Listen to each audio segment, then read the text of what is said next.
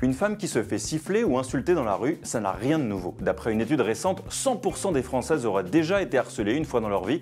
Ce qui change, ce sont les méthodes pour lutter contre ces pratiques, et certaines font beaucoup parler en Amérique du Sud.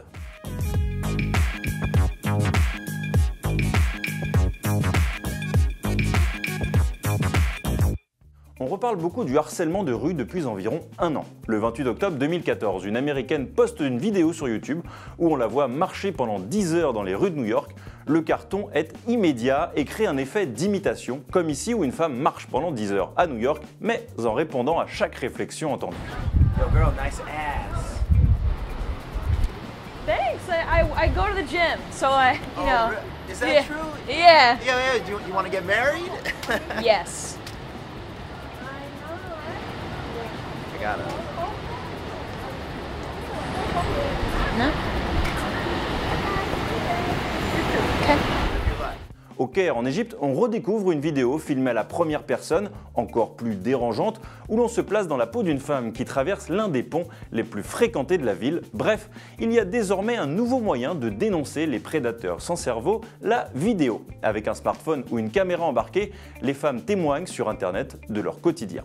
Voilà pour la première étape, celle de dénoncer. Vient ensuite la deuxième, agir. Et là, direction l'Amérique du Sud et l'Amérique centrale. Il y a tout d'abord la méthode classique. À Buenos Aires, par exemple, des organisations comme Acción Respeto ont convaincu des élus de soumettre un projet de loi pour punir les harceleurs de rue jusqu'à 5 jours de prison et 110 € d'amende.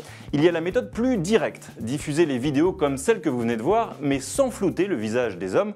Au Costa Rica, Gerardo Cruz Barquero en a fait la triste expérience. Il a enregistré puis diffusé début octobre la vidéo d'un homme en train de filmer une femme à son insu, puis l'a interpellé directement.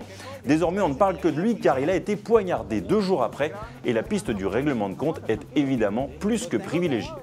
Il y a enfin la méthode drôle et efficace. Une association du Pérou a demandé à des mères de se déguiser et de croiser leurs fils dans la rue. À plusieurs reprises, les jeunes hommes ont sifflé ou fait une réflexion.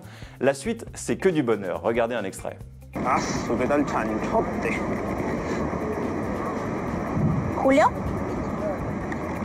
qué bonito, ¿no? ¿Ah? Mira, pues. Mamá, ¿qué dijo?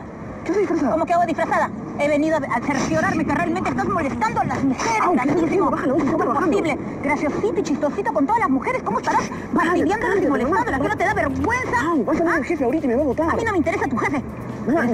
Imaginez sa mère, sa sœur ou sa fille en train d'être harcelée dans la rue, avoir peur d'être ridiculisée sur YouTube et enfin savoir que des lois même difficilement applicables peuvent vous coûter de l'argent.